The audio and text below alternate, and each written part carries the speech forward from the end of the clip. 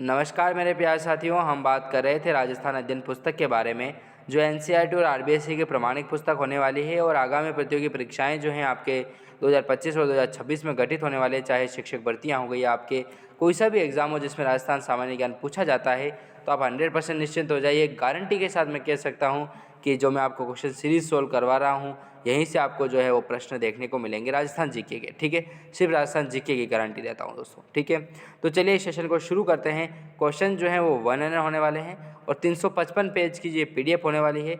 यदि आप पीडीएफ आप डायरेक्टली डाउनलोड करना चाहते हैं तो जाइए, डिस्क्रिप्शन में मैंने लिंक दे रखा है। हमारे ऐप जो है एसके स्टडी एकेडमी का ऐप, उसको डाउनलोड कीजिए और नोट्स वाले सेक्शन में जाकर के जो है आप इस पीडीएफ को प्राप्त कर सकते हैं, डाउनलोड कर सकते हैं दोस्तों। ठीक है, तो हम बात कर रहे थे कक्षा 9 की पुस्तक के बारे में, जिसका नाम आता है राजस्थान का स्वतंत्रता आंदोलन और शौर्य परंपराएं। ठीक है, इनसे संबंधित जो भी महत्वपूर्ण प्रश्न बनेंगे उनके बारे में जो हम वे क्रम तरीके से जो है वो बात कर ही लेते हैं दोस्तों। ठीक है, माध्यमिक शिक्षा बोर्ड राजस्थान अजमेर की जो है पुस्तक होने वाली है। सारणी के बारे में हमने बात की थी, कौन कौन से क्वेश्चन जो हैं, कितना वेटेज किस क्वेश्चन का रहेगा और किस तरीके से प्रश्न जो है वो पूछे जाएंगे आपको।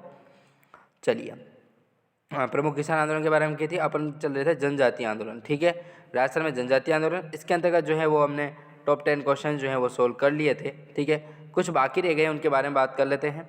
तो देखिए 10वां महत्वपूर्ण प्रश्न आता है कि कारावास की सजा के बाद किस क्षेत्र में गोविंद गिरी ने अपना अंतिम समय जो है वो व्यतीत किया था।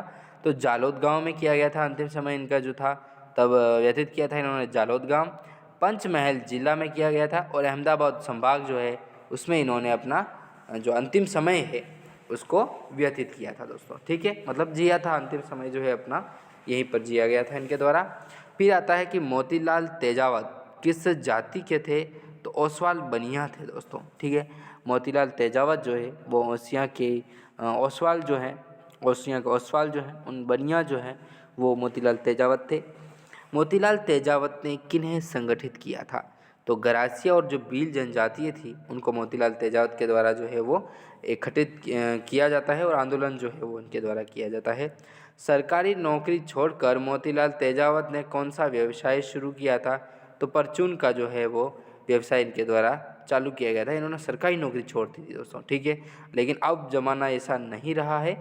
आपको प्रतियोगी परीक्षाओं के माध्यम से जो है वो सरकार की उनके द्वारा निकाली गई भर्तियों को उसमें सेलेक्ट होकर के आपके जीवन को एक क्रमबद्ध तरीके से और आपकी पीढ़ियों को सुधारने के लिए आपको जो है वो सरकारी नौकरी की आवश्यकता होगी। और आप जाइए, इन्हीं क्वेश्चंस के आधार पर पढ़ाई कीजिए, दिन रात एक कीजिए, लाइब्रेरी में बैठे रहिए, दिन रात एक करके उस सीट है ना, जिस आप सीट पर बैठते हो ना नीचे, तब जानी चाहिए। ऐसे बन जाना चाहिए कि हाँ यहाँ पे आपने सीटिंग करी है 5-6 घंटों की रेगुलर तरीके से, तब जाके सफलता मिलती है दोस्तों, ऐसे ही नहीं मिलती सफलता।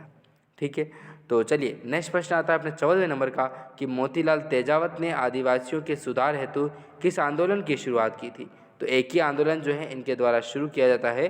मोतीलाल तेजावत ने जो है वो आदिवासियों के सुधार हेतु जो आंदोलन किया था वो कौन सा है, एक ही आंदोलन हो जाएगा दोस्तों। ठीक है, चलिए इसी कड़ी में नेक्स्ट प्रश्न आता है 15वां, किस मेले के माध्यम से मोतीलाल तेजावत ने आदिवासियों से अपने संबंध मजबूत किए थे। तो वो थे चित्रे विचित्रे। ठीक है, बहुत अजीब नाम है लेकिन आपको याद तो रखना ही पड़ेगा एक परीक्षा की दृष्टि से। उदयपुर के बाद मोतीलाल तेजावत ने किस क्षेत्र को अपनी कर्मभूमि बनाया था। तो सिरोही को जो है वो अपनी कर्मभूमि बनाया जाता है। मोतीलाल तेजावत को किस रियासत में प्रशासन द्वारा रोका गया व मासिक भत्ता जो है वो दिया गया था। तो वो उदयपुर में दिया गया था। राज्य में मीणा विद्रोह 1851 से 1860 की शुरुआत कहाँ से हुई थी। तो जहाजपुर जो परगना था वहाँ से इसकी शुरुआत होती है दोस्तों। 42वीं देवली रेजिमेंट तथा 43वीं एरिनपुरा रेजिमेंट के स्थान पर मीणा कोर की स्थापना कब की गई थी। तो 1921 में जो है इस मीणा कोर की स्थापना की जाती है दोस्तों। मेरवाड़ा बटालियन का मुख्यालय कहाँ पर स्थित था। तो ब्यावर में जो है वो मेरवाड़ा बटालियन का मुख्यालय दोस्तों स्थित था। मेवाड़ भील कोर का मुख्यालय कहाँ पर स्थित है। तो खेरवाड़ा अपने उदयपुर जो है वहाँ पर मेवाड़ भील कोर का जो है वो मुख्यालय स्थापित किया गया है। कौन सा, किस स्थान पर, खेरवाड़ा में। और खेरवाड़ा कहाँ स्थित है। तो अपने खेरवाड़ा जो है वो अपने उदयपुर में स्थित है दोस्तों।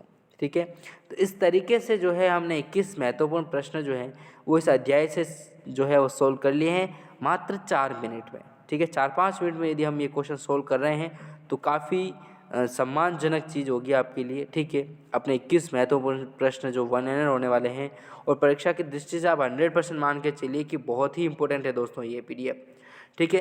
पीडीएफ चाहे भले 355 पेज की पीडीएफ है, लेकिन जो प्रश्नों की संभावना है ना वो आपके 30 से 40-50% तक भी इससे बन सकते हैं दोस्तों, ठीक है। क्योंकि आपकी जो नींव होती है, जो आपका 0 लेवल जो होता है ना, वो यही लेवल होता है दोस्तों, ठीक है। अब 0 से आपको 100 तक जाने के लिए जो है वो इन प्रश्नों को गोट गोट के पीना पड़ेगा दोस्तों, ठीक है।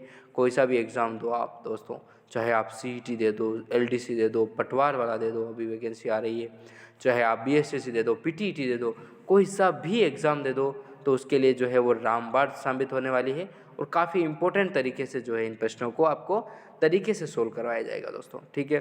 तो चलिए इस सेशन को हम यहीं पर समाप्त करते हैं और मिलते हैं नेक्स्ट वीडियो में दोस्तों। तब तक के लिए मेरा नमस्कार और जय हिंद, जय भारत।